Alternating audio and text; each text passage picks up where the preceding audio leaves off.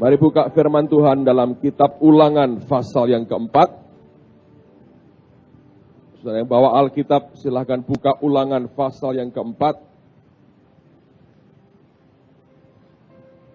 Lihat pada ayat yang pertama mulai dan saya akan baca sampai dengan ayat yang ke-8 dari kitab Ulangan pasal yang keempat.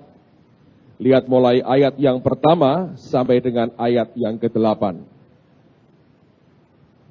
Sebelum kita bacakan ayat ini, saya merenungkan satu hal beberapa hari ini dalam melihat apa yang sedang terjadi dan apa yang dialami oleh banyak orang.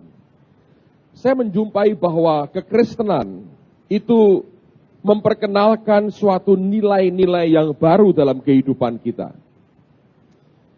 Apakah Anda bisa melihat atau tidak? Tapi saya harus berkata, saya ulang lagi bahwa kekristenan itu memperkenalkan, mengintrodusir suatu nilai-nilai hidup yang baru yang tidak akan kita jumpai dalam dunia ini. Semakin orang kenal akan Tuhan, semakin orang mengerti akan firman, maka cara hidupnya, nilai-nilai yang dia lihat dan dia anut berbeda dengan apa yang dunia ini sedang anut.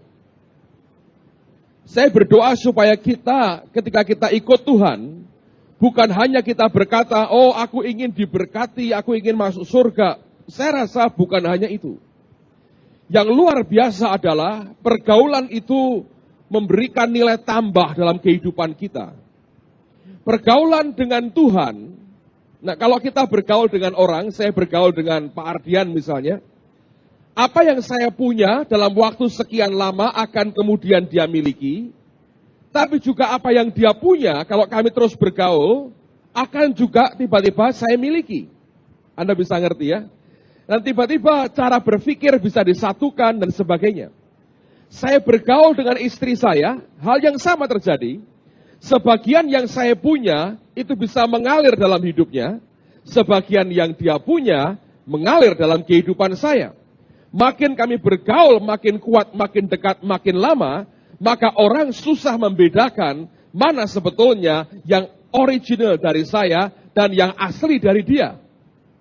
Dengan Tuhan mirip saudara. Tapi bedanya begini. Kalau antar manusia saling memberi. Kalau kita dengan Yesus, Yesus memberi, dia tidak menerima yang engkau punya. Sebab dia gak bisa bohong seperti kita bohong. Dia gak bisa pintar merayu seperti kita pintar merayu. Dia nggak bisa tidak sabaran seperti kita nggak sabaran. Jadi kalau Anda mau berikan sesuatu, itu dihisap, dihilangi saudara. Tapi yang dia punya, dia berikan kepada kita. Nah ketika kita menerima apa yang dari dia, maka sebetulnya kita menerima akan nilai-nilai kehidupan yang beda dengan apa yang selama ini kita kenal dalam dunia kita.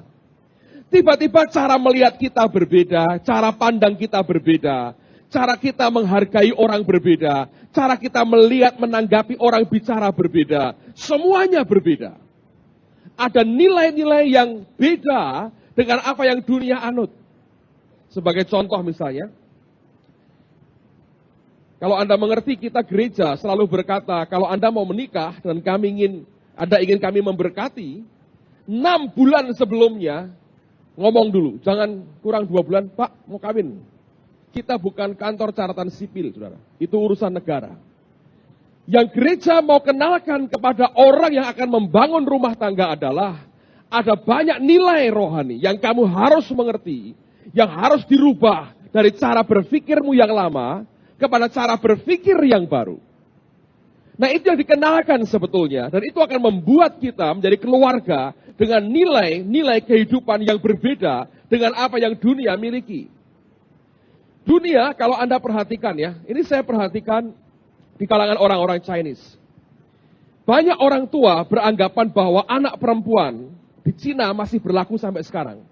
Kadang-kadang kalau mereka kan diizinkan hanya punya anak kalau nggak salah cuma 1, karena terlalu banyak penduduknya. Nah, akhirnya kalau mereka punya anak perempuan, dibunuh, digugurkan. Sebab bagi mereka, anak perempuan adalah beban. Sudah diberi makan, disekolahkan, setelah dewasa, orang lain yang ambil. Tidak ada keuntungan ekonomis apapun. Ya.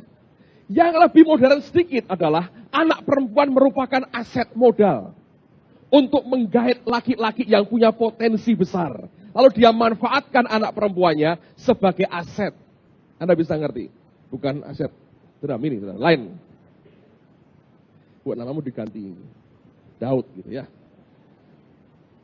Kalau John Evans ini khotbah, kamu akan disebut terus aset, aset, aset. Ya, bertobat terus ya saudara. Gantilah David gitu. David O'Brien. Keren sedikit. Aset. Dia aset kita yang paling berharga, saudara. Anda harus tahu. Kalau dia hilang, kita kehilangan aset. Dengar baik-baik, saudara. Nah, banyak orang Chinese begitu kan. Jadi anak perempuan itu seperti modal kerja. Gua punya anak perempuan. Lalu dia cari akan laki-laki yang kira-kira orang Jawa berkata balung sugih. Tulangnya itu bisa membawa kekayaan, tulang kaya. Kalau tulang kaya itu kayak balung sugih, saudara. Dan dia berkata, kamu mau anakku? Lihat. Dia akan cari orang lain, besan, ya, yang punya uang. Karena dia berkata, aku punya barang. Dia tawarkan. Nah, menilai orang seperti itu bukan nilai yang Tuhan kenalkan kepada kita.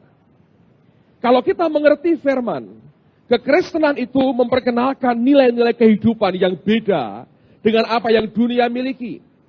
Selama kita tidak mengenal Tuhan dan mengerti firman-Nya, maka kita akan terus menganut akan nilai-nilai yang lama, yang sebetulnya jauh lebih rendah dibandingkan dengan nilai-nilai yang Tuhan kenalkan kepada kita.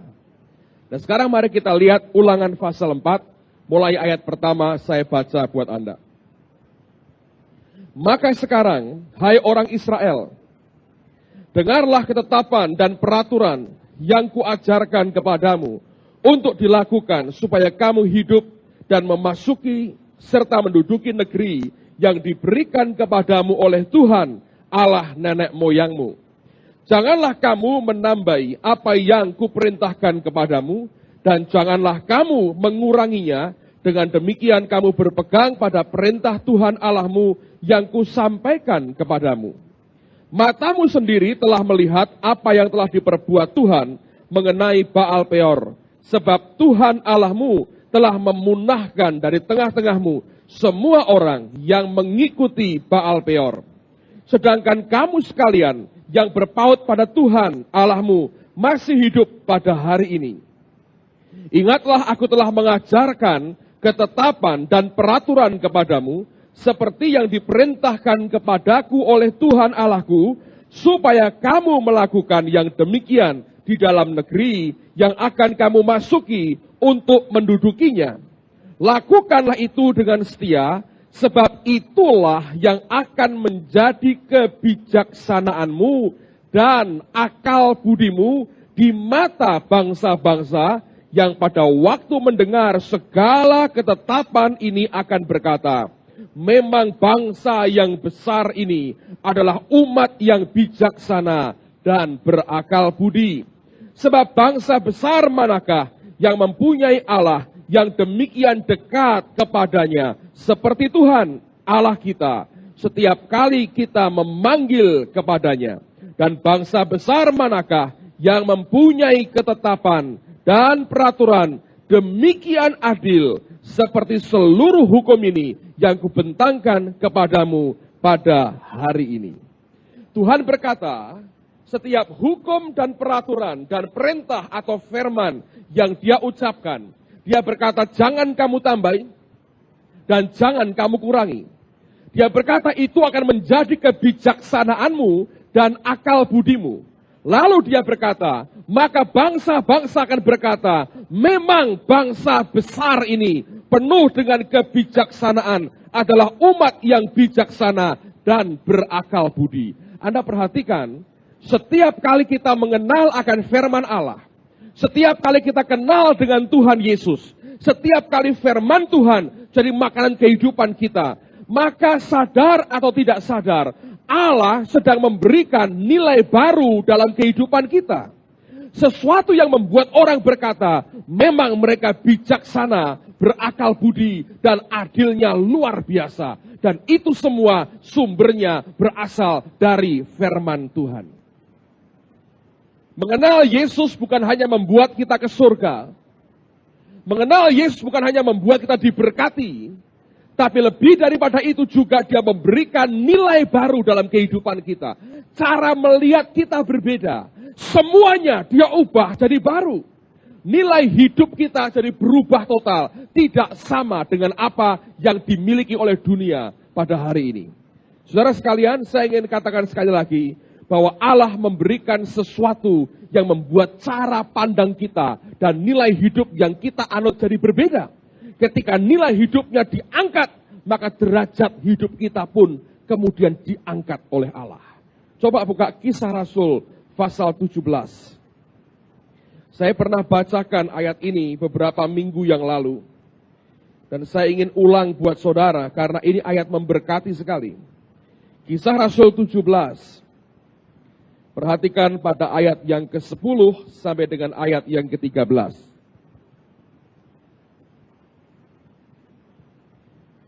Kisah Rasul 17. Perhatikan pada ayat yang ke-10.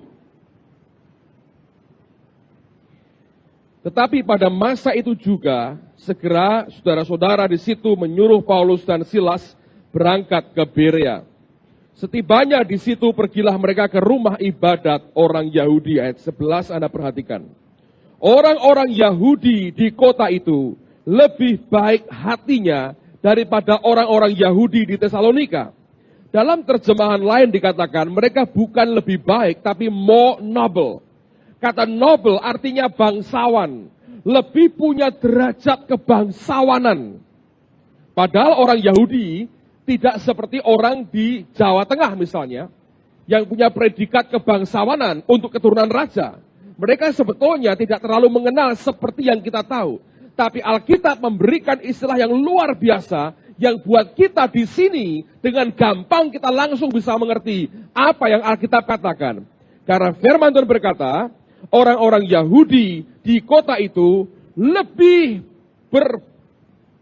berstatus bangsawan yang lebih tinggi, lebih punya derajat kebangsawanan yang lebih tinggi hatinya dibandingkan orang-orang Yahudi di Tesalonika. Sebab atau karena perhatikan, mereka menerima firman itu dengan segala kerelaan hati dan setiap hari mereka menyelidiki kitab suci untuk mengetahui apakah semuanya itu benar demikian. Luar biasa.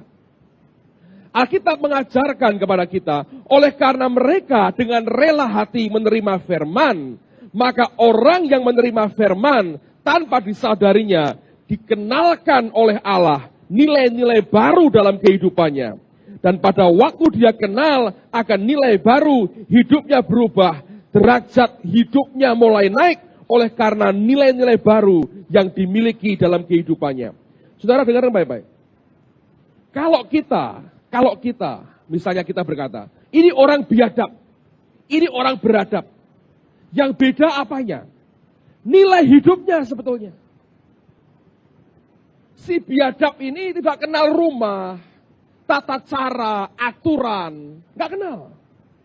Yang dia suka dia buat. Tapi orang beradab, dikatakan beradab karena apa? Dia punya nilai-nilai kehidupan yang orang biadab tidak punya. Anda tahu bedanya? Orang biadab dengan beradab karena nilai yang mereka fahami berbeda. Kekristenan memberikan kepada kita nilai-nilai kehidupan yang beda dan jauh lebih tinggi dari yang dunia miliki.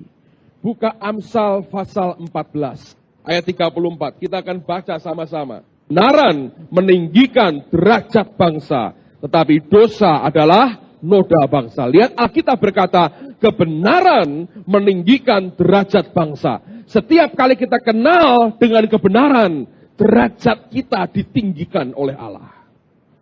Bukan hanya pribadi, tapi kalau suatu bangsa kenal kebenaran, derajatnya naik di hadapan Allah.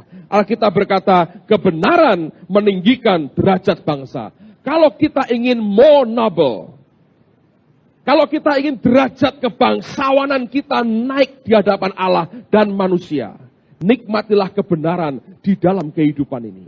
Anda akan diperkenalkan kepada banyak nilai hidup yang berbeda dengan apa yang dunia miliki.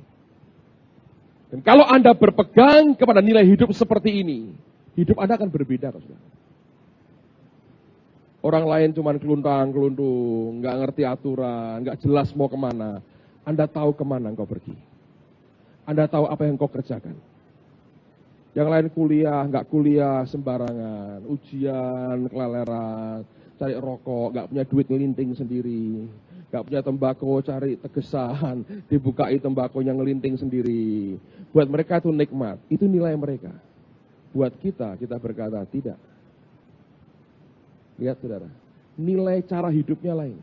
Orang lain bangun jam 8 pagi, tidak pernah gosok gigi. Bangun tidur terus sarapan pagi, tidak pernah menggosok gigi, apalagi cuci piring dan sebagainya. Hidup kayak begitu aja.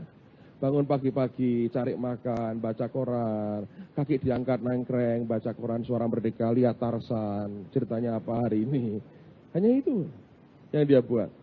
Lalu siang hari ngeluyur sebentar, pamit mamanya, mintain uang orang tua terus, pergi keluyuran ke sana kemari.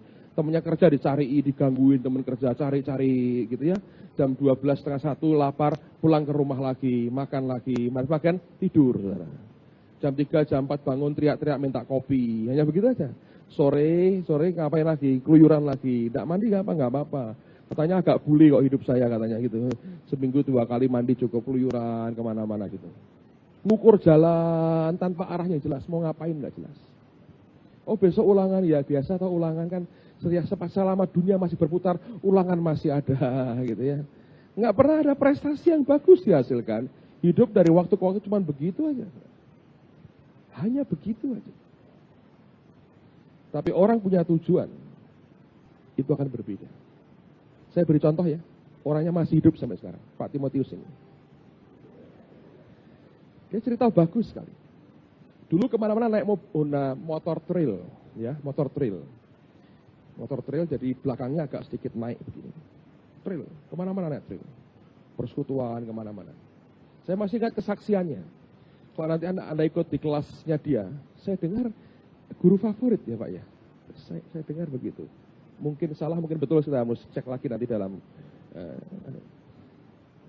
Saya dengar dia cerita begini bagus sekali. Satu kali dia naik motor trailnya di traffic light, tanpa helm. Dulu belum ada helm, saudara. Jadi dia lihat di kanan kiri ada mobil, gitu ya, ada mobil. Dia ngomongnya gini, kalau Anda punya tujuan, Anda punya nilai lebih, Anda punya kekuatan untuk fight di dalam, saudara. Ngerti ya? Lihat ada orang punya mobil, kalau orang enggak ngaturan, gini, caranya mikirnya lain. Tak gorese montore wong, gitu. Ngerti? Cara mikirnya ngerusak. Tapi kalau Anda ngerti tujuan hidupmu, cara mikirnya jadi gini. Sekian banyak orang yang punya mobil. Masa aku satu kali nggak bisa satu di antara mereka? Kalau yang punya Brompit ini, sepeda motor sudah terlalu banyak. Aku meninggalkan kelompok ini, mereka tidak akan sakit hati. Ngerti saudara ya? Jangan khawatir. Kalau Anda meninggalkan kelompok sepeda motor, mereka tidak akan sakit hati. Anda tidak perlu rekonsiliasi, minta maaf kepada mereka.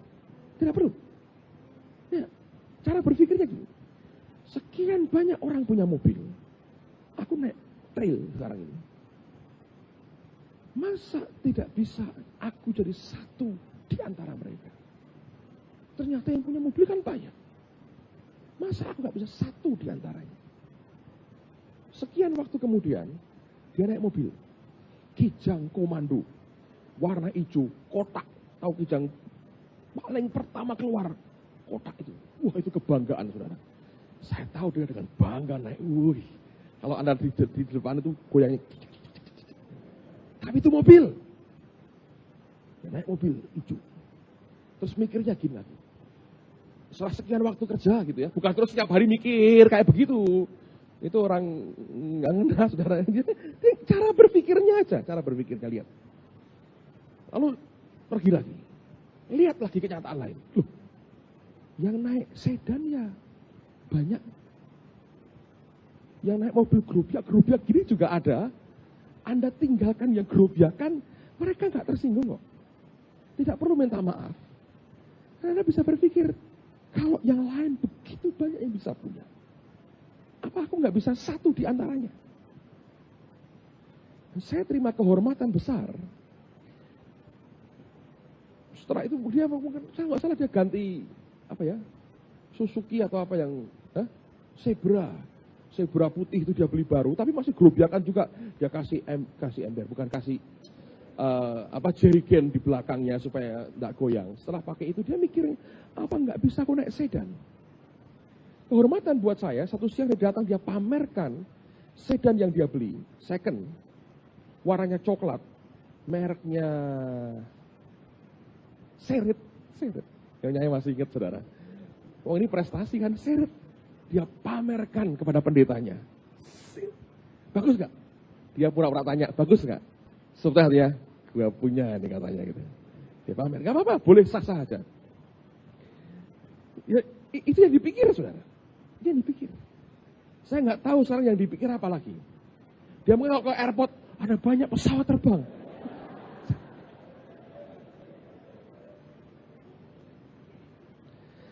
Tapi itu lebih bagus daripada Anda cuman begitu. Ini kalau sudah malam, nggak bisa tidur sampai jam 12, setengah 1, radio, TV sudah entek habis semua, nggak ada lagi cuman RRI, wayangan sama keroncongan yang ingin tahu ngono lintang. Sambil gitu tenger-tenger, cuma gitu aja. Saya berkata pada saudara, kekristenan mengajak kita untuk berkata, aku kenalkan kepada kamu nilai kehidupan baru. Siapa yang berkata bahwa hidupmu harus selalu miskin? Siapa yang mengharuskan engkau harus selalu di bawah? Sementara Allah berkata engkau jadi kepala dan bukan ekor, engkau di bawah dan engkau di atas dan bukan di bawah. Siapa yang mengharuskan kita hidup dalam keadaan terus menderita, susah payah setiap hari? Kalau Tuhan pun menjanjikan sesuatu yang berbeda dengan apa yang engkau alami pada hari ini. Saya belajar kekristenan memperkenalkan sesuatu yang berbeda sekali. Dan saya mau tunjukkan kepada Anda. Alkitab ini menceritakan seorang raja bernama Salomo. 2 kali Tuhan paling tidak datang kepada dia berkata, apa yang kamu minta? Dan dia berkata, berikan hikmat kepadaku Tuhan. Supaya aku bisa memimpin akan umat yang engkau percayakan kepadaku. Satu saja, satu hal dia minta dari Allah. Dia minta hikmat. Anda tahu, yang diminta Salomo itu, engkau berkata, oh Tuhan terlalu besar buat aku. Tapi dengar baik-baik. Yang diminta Salomo itu, dia bisa berikan kepada kita. Amen saudara. Coba buka dulu Yakobus pasal yang pertama. Dan beri kita tema sepanjang tahun depan, milenium baru, next level. Saya berdoa pada akhir dari abad ini, Anda punya persepsi baru untuk memasuki milenium baru. Dan jadi berkata, tahun depan aku tidak akan sama lagi. Amen. Tahun depan orang lihat aku pangling. Loh, bukan tambah. Loh. Amen, saudaraku. Lihat kita lain. Ini orang lain. Dulu kemana-mana senderan cepit, ngukur jalan. Tiba-tiba lain. Kamu dapat rezeki apa? Next level. Amen. Rezekimu namanya next level. Yakobus pasal pertama. Ada ayat yang luar biasa. Ayat yang kelima saya bacakan buat Anda. Tetapi apabila di antara kamu ada yang kekurangan hikmat, Anda garis bawahi kata hikmat ini. Hendaklah ia memintakannya kepada Allah yang memberikan kepada semua orang dengan murah hati dan tidak dengan membangkit-bangkit. Maka hal itu akan diberikan kepadanya. Hendaklah ia memintanya dengan iman dan sama sekali jangan bimbang. Sebab orang yang bimbang sama dengan gelombang laut yang diombang-ambingkan kian kemari oleh angin. Orang yang demikian janganlah mengira bahwa ia akan menerima sesuatu dari Tuhan. Sebab orang-orang yang mendua hati tidak akan tenang dalam apa? Hidupnya. Nah, kata hikmat dalam bahasa aslinya digunakan kata sophia. Ada beberapa pengertian dari kata sophia ini. Yang pertama, sophia artinya itu keterampilan praktis. Keterampilan praktis. Yang kedua, artinya juga scientific knowledge. Pengetahuan yang scientific, yang science. Tapi juga ada unsur naluri yang biasa digunakan untuk orang bisnis. Jadi ini komplit. Sophia ini hikmat untuk hidupmu sehari-hari di dunia. Anda bisa dapatkan itu dalam bentuk keterampilan praktis. Ngebur sana, ngebur sini. Bongkar sana, bongkar pasang. Bukan hanya bongkar aja. Bongkar pasang. Apapun Anda punya hal yang praktis dalam hidupmu. Yang kedua, Anda bisa terima yang scientific knowledge. Pengetahuan yang scientific. Yang ketiga, bahkan naluri untuk Anda bisnis akan diberikan. Sophia ini hikmat untuk kebutuhan kita hidup di dunia ini. Nah, Allah berkata, kalau engkau kekurangan itu, minta dengan iman. Dan engkau akan terima. Luar biasa. Jadi nggak ada alasan sebetulnya buat kita hidup dalam keadaan terus seperti itu. Siapa yang mengharuskan kita seperti itu? Dari pihak Allah dia tawarkan banyak yang luar biasa. Keputusan dia serahkan kepada kita. Apakah engkau mau terima atau tidak apa yang dia tawarkan dalam kehidupan kita. Nah, ketika Salomo minta itu, apa yang dihasilkannya? Coba buka 2 Tawarikh pasal yang ke-9. 2 Tawarikh pasal yang ke-9. Saya ingin tunjukkan 3 poin ini buat saudara. Dan lihat apa hasilnya ketika hikmat itu diberikan. Ketika Ratu Negeri Sheba mendengar kabar tentang Salomo, maka dengan pasukan pengiring yang sangat besar dan dengan onta-onta yang membawa rempah-rempah, banyak emas dan batu permata yang mahal-mahal, datanglah ia ke Yerusalem, hendak menguji Salomo dengan teka-teki. Setelah ia sampai kepada Salomo, dipercakapkannya lah segala yang ada dalam hatinya dengan dia. Dan Salomo menjawab segala pertanyaan ratu itu. Bagi Salomo tidak ada yang tersembunyi, yang tidak dapat dijawabnya untuk ratu itu. Ayat 3 Anda perhatikan. Ketika Ratu Negeri Sheba melihat hikmat Salomo dan rumah yang telah didirikannya, makanan di mejanya, cara duduk pegawai-pegawainya, cara pelayan-pelayannya melayani dan berpakaian, juru-juru minumannya dan pakaian mereka, dan korban bakaran yang biasa dipersembahkannya di rumah Tuhan, maka tercenganglah ratu itu. Dan ia berkata kepada raja, benar juga kabar yang kudengar di negeriku tentang engkau dan tentang hikmatmu. Tetapi aku tidak percaya perkataan-perkataan mereka sampai aku datang dan melihatnya dengan mataku sendiri. Sungguh setengah dari hikmatmu yang besar itu belum diberitahukan kepadaku. Engkau melebihi kabar yang kudengar. Berbahagialah orang-orangmu dan berbahagialah para pegawaimu ini yang selalu melayani engkau dan menyaksikan hikmatmu. Terpujilah Tuhan Allahmu yang telah berkenan kepadamu sedemikian hingga ia mendudukkan engkau di atas tahtanya sebagai raja untuk Tuhan Allahmu. Karena Allahmu mengasihi orang Israel, maka ia menetapkan mereka untuk selama-lamanya dan menjadikan engkau raja atas mereka untuk melakukan keadilan dan kebenaran. Nah, dengerin baik-baik. Ada Ratu Sheba yang coba menguji akan hikmat Salomo. Dia lihat 3 hal, paling tidak saya globalkan dalam 3 hal yang dilihat ratu ini. Yang pertama, Alkitab berkata, dia kagum melihat hikmat dan juga rumah yang dibangunnya. Coba buka dulu Amsal pasal 24, saudara. Saya berdoa supaya ayat menjelaskan ayat pada hari ini. Amsal 24, perhatikan pada ayat yang ketiga. Dengan hikmat rumah didirikan. Dengan kepandaian itu ditegakkan. Saya ulang lagi. Dengan hikmat rumah didirikan. Dengan kepandaian itu ditegakkan. Nah ini apa saudara? Yang dilihat ratunya ini apa? Ini quality of intellect-nya luar biasa. Ketika Allah memberikan hikmat kepada dia, mendadak orang ini punya quality intelek yang luar biasa. Dia bisa memberikan jawaban yang tidak pernah diduga orang sebelumnya. Nah, saya ingat sebuah cerita, ini true story, saudara. Terjadi pada awal tahun 80-an, ada hamba Tuhan besar pada waktu itu, yang diundang oleh seorang pejabat. Pejabat ini sekarang sudah almarhum, dia pernah menjabat jadi menteri dalam kabinetnya Pak Harto beberapa kali, dan orang ini sangat terkenal. Kalau saya sebut namanya, Anda pasti ngerti nama orang ini. Singkat cerita, pokoknya dia bukan orang Kristen. Dia orang Islam dan dia percaya bahwa Allah cuma satu. Allah itu esa, cuma satu, nggak mungkin tiga. Nah, suatu hari dia ketemu dengan seorang hamba Tuhan.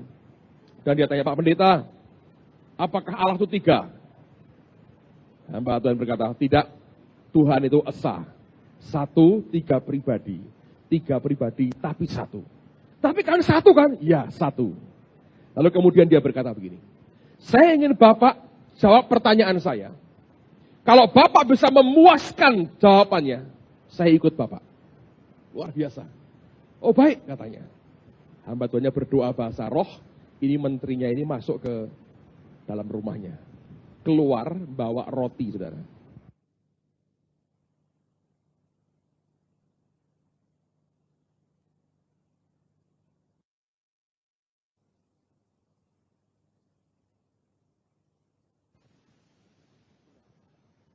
Keluar bawa roti, saudara. Ada piring kecil, ada kue di atasnya. Cuman satu. Dia bawa keluar. Dia berikan kepada Pak Pendeta itu. Mari Pak, silahkan dimakan dulu. Kemudian diminta untuk dimakan rotinya. Habis, saudara. Lalu kemudian Pak Menterinya tanya begini, Pak Pendeta, di rumah saya hanya punya roti cuman satu ini. Hanya ini Pak yang saya punya. Sekarang saya berikan kepada Bapak. Ya kan? Apakah saya masih punya roti lagi? Jawabannya apa, saudara? Ya tidak punya. Kecuali orang nekat, ya beli lagi, punya katanya. Itu bukan masalahnya. Dia berkata begini, saya cuma punya roti satu. Saya berikan kepada Bapak, Bapak sudah makan, habiskan. Saya masih punya nggak sekarang roti itu? Ya tidak Pak. Karena Bapak cuma punya berapa? Satu. Oke. Terus dia berkata begini. Nah sekarang, saya percaya Tuhan satu. Nah, saya ngerti nanti jawabannya secara teologis nggak benar, saudara. Tapi itu tidak pernah dia duga akan dijawab seperti itu sehingga dia akhirnya berkata, saya percaya. Dia berkata begini, kalau Tuhan satu, ini logika saya loh katanya. Kalau dia turun dari sorga jadi manusia, lah sorga kan kosong. Nah, cuman satu kok. Kalau dibilang Tuhan tiga, saya nggak mau percaya. Sebab itu nyembah berhala. Tuhan kan satu katanya. Nah, dengar baik-baik. Dia berkata, kalau Tuhan cuma kan satu ya, dia bilang. Kalau turun ke dunia, kan kosong surganya. Lalu pendeta ini dapat hikmat. Saran jawabnya seperti pemahamannya. Walaupun kita tahu secara teologis keliru jawabannya. Tapi ini memberikan jawaban buat Bapak ini. Anda mesti ngerti hikmat itu kayak begini. Dia berkata gini, Pak, sekarang saya mau tanya. Loh, saya tanya kok Bapak tanya? Ya ini jawabannya pertanyaan katanya. Oke katanya. Kalau saya ini guru matematika. Saya dosen matematika. Saya punya ilmu matematika. Terus saya ngajar kepada siswa saya, mahasiswa saya ngajari matematika. Sampai mereka semua dapat ilmu matematika. Setelah mereka lulus, apakah saya harus jadi goblok matematika? Ilmuku habis semua, tak kasihin dia. Ya tidak. Loh kenapa kok tidak Pak? Ya karena matematika bukan benda. Persis. Tuhan juga bukan benda. Tidak bisa disamakan dengan roti, katanya. Diem menterinya, diem lama. Saya bilang, dia jabat tangannya. Aku ikut, aku percaya. Nah, itu hikmat, saudara. Ngerti? Nah orang gak berhikmat, yumbuh takut wangel-angel. Anda tahu? Tanya kok susah katanya. Coba yang lain. Gimana pertanyaannya itu kok? Suruh tanya yang lain. Saya memberitahu saudara, kalau Anda beriman kepada Tuhan, bahkan sekolahmu kok jadi pinter saudara. Tapi saya gak goblok Pak, sekarang. Tahun depan, next level. Saya ini urutan ke 39 dari 42 Pak. Tahun depan 35 urutan. Next level. Tahun depan lagi 25. 5 tahun lagi Anda jenius. Ingat Atko berkata apa? Otak kita yang kita pakai hanya berapa? 10%. Tambah 1 jenius, saudara. Lu nambah cuma 1, Anda bisa sih. Sudah 10%. 1% lagi, Anda jenius. Tapi saya pakai 7, Pak. Itu pantas memang, betul. Kelihatan sekarang ya. Makanya Anda berkata saya bodoh karena baru Anda pakai 7%. Tapi next level dong. Amen, saudara. Yang luar biasa, dia kenalkan akan nilai baru dalam kehidupan kita. Ini faktanya begini, saudara. Kalau Anda ke India, di sekian banyak provinsi di India, ada satu state, negara bagian, namanya Kerala. Itu bagian selatan. Dan ibu kotanya Trivandrum. Pak Yos pernah ke situ ya. Kerala ini merupakan negara bagian yang jumlah kekristenannya paling tinggi seluruh India. Yang Kristen di Kerala mencapai 25%. Nah, Anda tanya, apa hebatnya 25%? Oh hebat, saudara, itu besar sekali di India. Karena itu merupakan persentase yang paling besar. Nah, apa hubungannya dengan hikmat, Pak? Banyak rupanya. Di seluruh India, total yang bisa baca tulis, melek huruf, saudara, cuman 30%. 70%-nya nggak bisa baca, nggak bisa tulis. Di seluruh India. Tapi di Kerala, yang melek huruf, 90%. Kekristenan masuk suatu daerah, hidup mereka berubah. Beda semuanya. Kalau kebenaran yang sama, masuk dalam hidup kita. Meninggikan derajat hidup kita. Amen. Oleh karena kebenaran itu mengangkat hidup kita, membuka cakrawala baru dalam cara berpikir kita. Coba benahi cara berpikir kita. Lihat Tuhan dan kapasitas yang Dia punya, bukan lihat nasib kita dan diratapi. Hal yang kedua, ratu itu melihat akan makanannya, cara para pelayannya melayani. Cara duduk pegawainya, cara duduknya aja. Cara juru minuman menyediakan minumannya, cara mereka melayani. Saya perhatikan ini bicara apa soalnya. Ini bicara kualitas dari perilaku mereka. Beda. Kualitas inteleknya beda, kualitas perilakunya berbeda. Saya mau ngomong sesuatu, saudara. Ini kalau Anda perhatikan ya, saya nggak tahu di daerah lain. Saya nggak terlalu dekat memperhatikan. Tapi saya perhatikan di Semarang nih, sekitarnya Jawa Tengah ini. Ini ada masalah. Saya perhatikan ada masalah. Kalau Anda perhatikan, Anda ketemu orang, ya, cara nyapa orang itu nanti bisa pribadi gitu loh, saudara. Kita ini kurang perbendaharaan kata yang menyapa dengan menguatkan. Itu nggak ada. Kalau Anda ketemu orang asing ya, kalau saling ketemu, mereka berkata, hey, you look great, kamu nampak luar biasa. Yang disapa seneng. Tapi kalau kita ketemu orang, loh, kok tambah kurus toh? Bener gak? Loh, tambah gendut tuh. Urusannya mesti gendut sama kurus.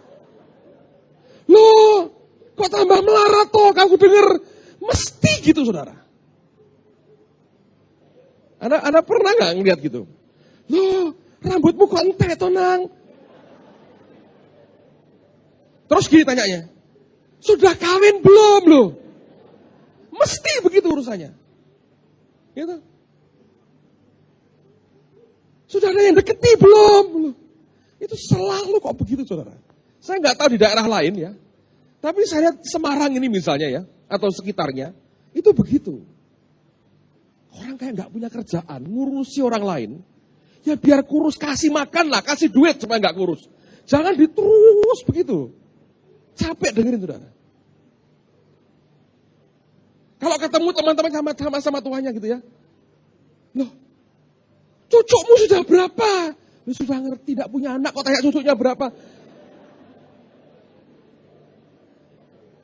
Itu, saya bilang, gak bermutu sama sekali. Kalau ketemu orang lama itu lebih baik, kadang-kadang gak usah ketemu lah, nanti sakit hati aja keluarnya, saudaraku. Yang ditanyakan selalu yang jelek. Selalu yang nusuk perasaan orang. Mesti begitu, saudara. Kalau sudah ngerti ada kemalangan apa gitu, itu ditanyakan malah. Sepertinya kalau belum orang menderita itu nggak puas. Next level artinya, Anda jaga mulut dengan baik, saudara. Ketemu orang, ucapkan yang positif kepada orang itu. Sehingga orang ketemu dengan Anda, senang. Bukan ini lagi sebel gua pergi itu. Kenapa mesti begitu? Kalau kita masih seperti yang itu, apalagi yang kurang ajar, loh masih hidup toh loh.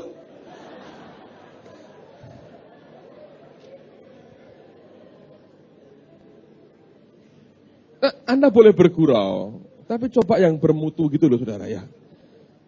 Guruan-guruannya kok nggak ada mutunya sama sekali. Hati-hati, itu mulut kita akan dihakimi.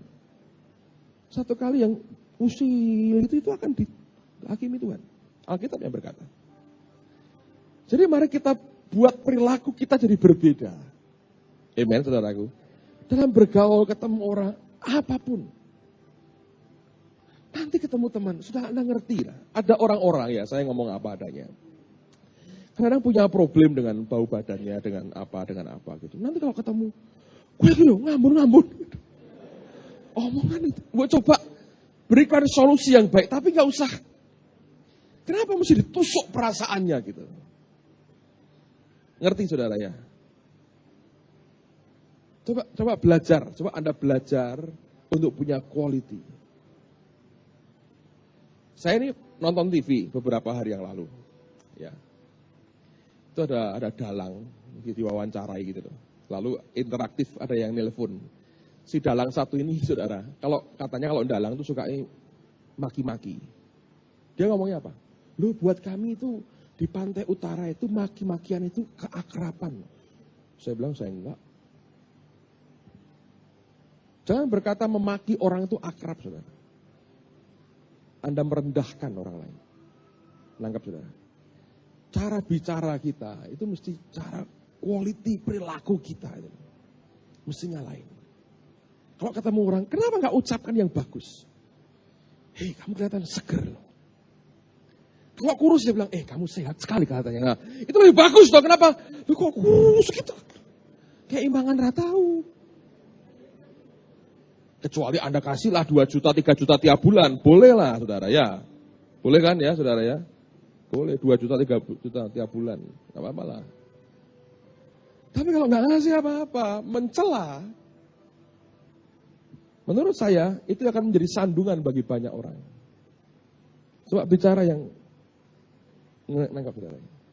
Saya perhatikan di kalangan hamba-hamba Tuhan juga begitu. Orang-orang yang lebih matang, lebih dewasa itu bisa saling menghargai dengan begitu bagus. Tapi hamba-hamba Tuhan kita ini, si Anukobah, sepertinya dia paling hebat. Tidak ada orang paling hebat. Yang baik hanya Tuhan, yang hebat hanya Tuhan. Amen. Nah kalau kita belajar, Anda akan berperilaku berbeda. Saya beri beberapa contoh ya, saudara ya. Di gereja juga sama. Coba berperilaku yang baik. Misalnya gereja t-shirt, sandal jepit. Ya Tuhan memang lihat hati betul. Tapi hatimu seperti apa? Terekspresi di luar sebetulnya. Nangkap ya. Beberapa teman di sini saya perhatikan. Kebaktian misalnya. Mau ke WC aja kok rame-rame. Tengah-tengah khotbah jalan 3 orang. Iring-iringan. Ke WC. Saya bilang, ada apa di WC sehingga takut sendiri? Loh Pak, ini sudah ingin kok bisa kompak gitu loh. Trio iring-iringan. Kalau jalan malah nggak cepet, malah pelan-pelan iring-iringan kayak sepuluh-sepuluhan gitu. Tak perhatiin ke WC. Terus selesai nunggu yang lain, lokomotifnya gandengannya ikut iring-iringan lagi balik. Come on. Sebelum kebaktian, selesaikan dulu urusan di sana. Masuk tanpa beban. Ngerti saudara? Daripada iring-iringan, ya begitu-begitu. Saya pernah tegur orang, saudara. Saya lagi khotbah pacaran di atas, saudara. Saya tunjuk dari mimbar malam hari. Yang begitu-begitu itu, saudara. Menurut saya memang belum bertobat ya, tapi kita perlu mendidik orang disiplin supaya bagus. Kualitas perilaku kita, Anda bisa nangkap, itu akan membuat semuanya berbeda. Handphone, matiin dong handphone. Sudah bunyi, bawa handphone nggak dimatiin sudah salah. Handphonenya bunyi, salahnya double. Dijawab, nggak tahu diri, saudara. Halo, waduh, saya nggak tahu di gereja. Ini bukan pasar. Untung nggak banyak yang begitu. Amen, saudara. Perilaku. Anda ketemu dengan orang, ngomong dengan orang. Coba perilaku yang baik, gitu. Ngerti? Oh, nggak boleh. Oh, kan Allah melihat hati. Dia lihat hati. Tapi ekspresi dari apa yang engkau tunjukkan, itulah wujud hatimu sebenarnya. Amen, saudara. Nah, orang sopan sekali belum tentu hatinya benar, tapi orang hatinya benar, perilakunya juga akan benar. Cara bicara dengan orang. Ngerti, saudara ya? Saya berdoa kita akan diajar banyak sekali. Dan saya berdoa itu akan jadi sesuatu yang luar biasa. Alright. Yang ketiga, yang terakhir. Yang membuat ratu tercengang adalah melihat akan Alkitab berkata korban yang dia persembahkan. Nah, dalam bahasa Inggrisnya digunakan kalimat begini, his stairway by which he went up to the house of the Lord. Tangga, persembahan itu tangga untuk menuju ke rumah Allah. New King James memakai kalimat his entryway, jalan masuk menuju kepada rumah Allah. Ini luar biasa. Persembahan itu bukan ritual, kebiasaan. Tetapi lebih daripada itu, kalau itu keluar dari hati, Alkitab menggunakan istilah tangga sampai ke rumah Allah. Entryway, jalan masuk sampai ke rumah Allah. Luar biasa. Ada banyak orang memberi persembahan, orang tidak ada kekaguman sama sekali. Waktu Ratu Sheba lihat cara raja ini memberikan korbannya kepada Allah, kaget, saudara. Ada orang begitu cinta dengan Tuhannya. Dia beri begitu fantastis. Sebab dia cinta kepada Allahnya. Nah, dari mana sebetulnya semuanya itu? Coba lihat ayat terakhir sebelum selesai. 1 Tawarikh 29. Lihat pada ayat yang ke-10. Inilah didikan yang Daud berikan, luar biasa. Bagaimana orang bisa begitu merdeka, orang bisa begitu mengalami kemerdekaan dalam hal memberi persembahan.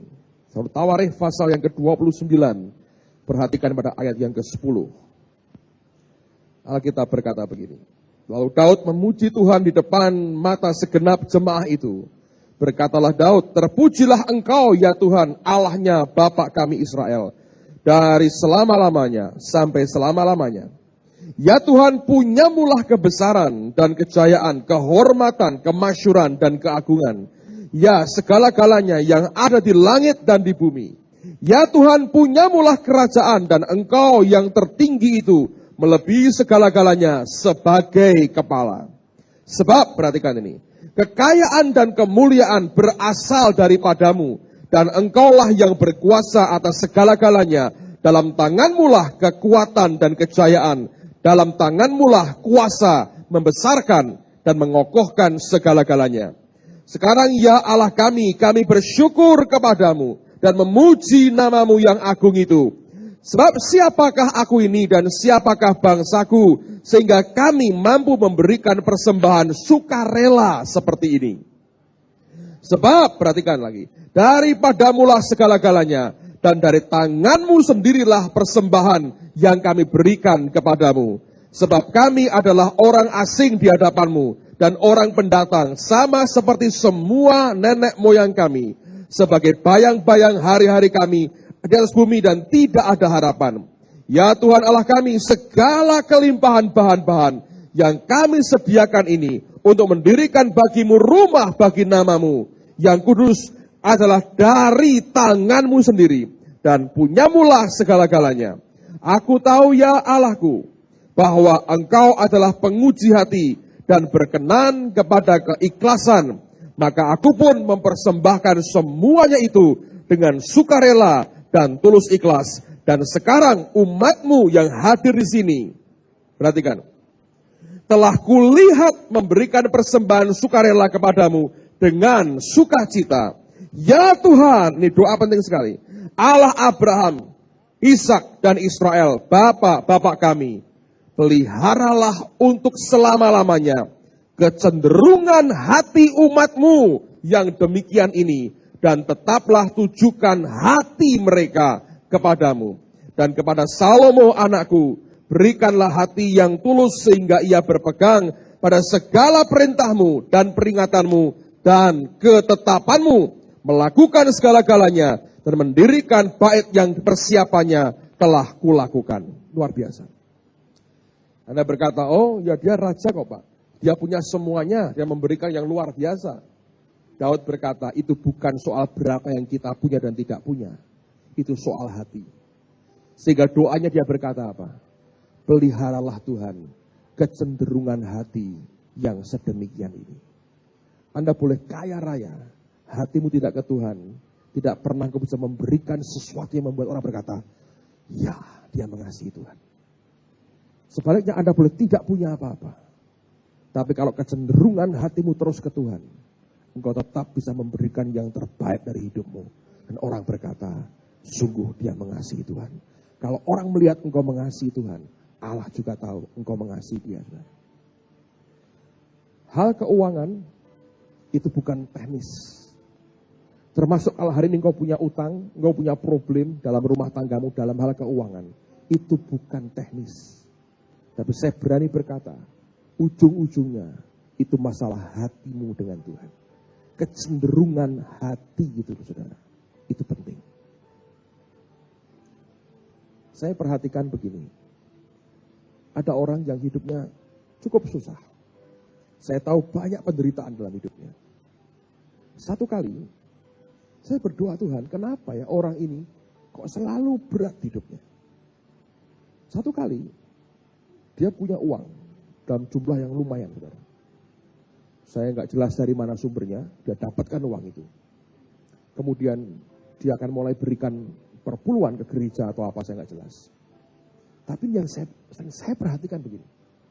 Waktu dia mau memberikan persembahan, pertanyaan pertama yang dia tujukan, dia ngomong begini. Pak, gereja cara ngaturnya uang seperti apa? Harus bagus kok Pak. Ngajari saudara. Begini. Saya bingung, ini orang kok mendadak seperti itu. Nggak taunya dia mau ngasih persembahan. Jadi ini uang mau dimasukkan. Dia mau ngatur dulu gereja. Makanya gimana? Coba, bagus? Oke. Nih. Waktu dia bicara begitu, Roh Kudus berkata, engkau lihat hatinya. Itulah sebabnya berkat terkendala turun dalam hidupnya. Dia masih merasa itu uangnya. Dan dia mau itu safe.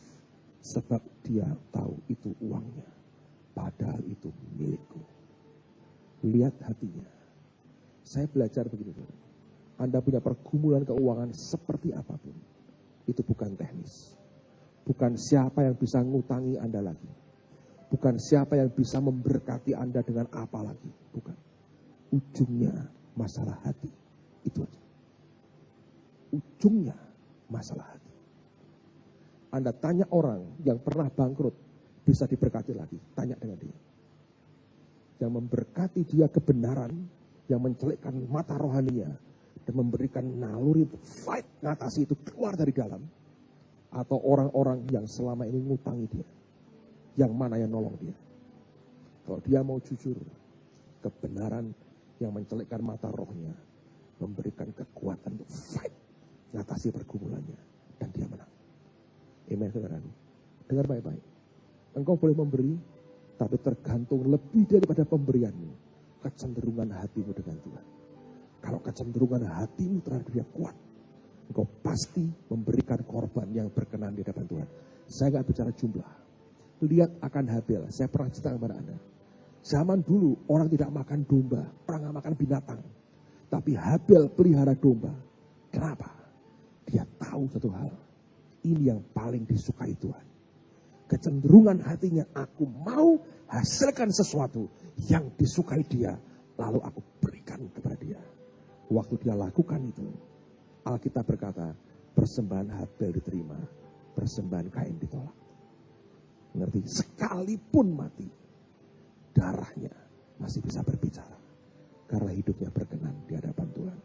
Saya berdoa, saudara, supaya Allah memberikan kecenderungan hati yang benar. Dan izinkan nilai hidup yang baru dimasuk ke dalam hidup kita. Amin. Saya minta semua tundukkan kepala, datang kepada Tuhan hari ini. Saya ikuti apa yang Roh Kudus katakan dalam hati saya. Ada beberapa di antara saudara, engkau sungguh-sungguh kena dengan firman Tuhan hari ini. Karena engkau berkata, Pak, hidup saya berantakan kayak begitu. Tidak tahu saya mesti kemana. Saya tidak punya Tuhan dalam hidup saya. Saya sedang cari, saya tidak pernah ketemu, dan selama ini tidak pernah saya temukan apapun. Kalau engkau orang yang saya mau beritahu, engkau perlu Tuhan Yesus. Jadi kalau engkau belum terima Tuhan dalam hidupmu, hari ini izinkan saya berdoa buat saudara. Akhiri semua kekacauan dalam hidupmu, saudara. Akhiri semua kegelapan untuk hari depanmu. Dan engkau perlu terima Tuhan pada hari ini. Kalau engkau ingin saya berdoa buat Anda karena Anda tahu Anda orangnya, tolong angkat tanganmu tinggi-tinggi, saya doakan saudara sekarang juga. Terima kasih. Sama lagi. Tinggi-tinggi, tinggi-tinggi. Puji Tuhan. Tinggi-tinggi, naikkan tinggi-tinggi, tinggi-tinggi. Engkau sadar, engkau belum terima Tuhan, hidupmu berantakan. Naikkan lebih tinggi, saya lihat tangan saudara. Ada yang lain lagi? Izinkan saya doakan Anda hari ini. Baik, yang angkat tangan dengan hormat, saya minta saudara bisa maju ke depan. Saya berdoa buat saudara. Mari silahkan yang ingin didoakan dari yang angkat tangan, bisa maju ke depan. Saya mau doakan saudara. Ada lagi yang Anda berkata, saya nggak jelas apa yang akan aku buat. Semuanya gelap, semuanya berantakan, nggak jelas. Tapi hari ini aku mau terima Tuhan dalam hidupku. Kalau Anda orangnya, ini waktu yang paling baik. Datang ke Tuhan hari ini. Saya masih beri kesempatan, kalau ada di antara saudara lagi yang berkata, ya, tadi yang dikotbahkan itu hidup saya nggak tahu lagi, semuanya kacau, semuanya berantakan. Tapi hari ini aku mau datang kepada Tuhan. Saya masih tunggu kalau ada lagi, 1-2 lagi yang Anda berkata, saya mau terima Tuhan. Saya mau terima Tuhan. Saya mau berikan hidupku pada Tuhan Yesus hari ini. Ini hari, ini pagi buat saudara. Yang lain mari angkat tangan sama-sama. Berikan hatiku dan jiwaku, semuanya bagimu di dalam hidupku, di setiap waktu. Nyatakan jalanmu, ku berikan hatiku dan jiwaku, semuanya bagimu di dalam hidupku, di setiap waktu. Nyatakan jalanmu, oh ku berikan hatiku dan jiwaku,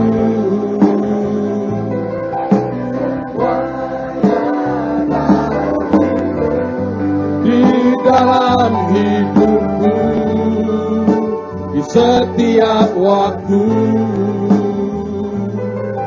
Nyatakan jalan, oh ku berikan hatiku dan jiwaku. Berikan hatimu bagi dia, saudara. Berikan hatimu bagi dia. Dalam hidupku, di setiap waktu. Nyatakan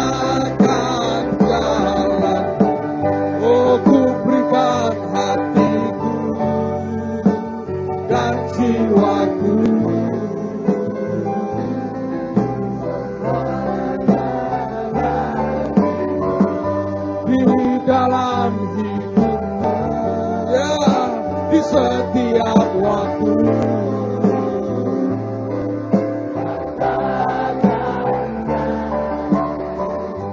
Saya merasa ada banyak saudara yang mengalami pergulatan dalam kehidupan Anda, sudah mulai putus asa. Kalau Anda orangnya, di tempat masing-masing aja angkat tanganmu, saya doakan saudara saat ini. Kalau Anda punya pergumulan, Anda mulai lelah dengan hidup saudara. Kau berkata, Pak, saya perlu kekuatan baru. Angkat tanganmu, saya doakan Anda hari ini. Tuhan, lihat tangan-tangan yang terangkat hari ini. Kami berdoa demi nama Yesus. Berikan kekuatan yang baru, Tuhan. Berikan nilai-nilai yang baru dalam kehidupan ini. Ora shata karabashata karabashata karabashata karabaraba. Kirabashata karabasete karabata karabata kayaraba. Ora shata karabashata karabata karaba. Erabashata karabashata karabata karaba. Thank you Lord, terima kasih Tuhan, terima kasih. Terima kasih Tuhan. Ora shata karabashata karabashata karabaraba.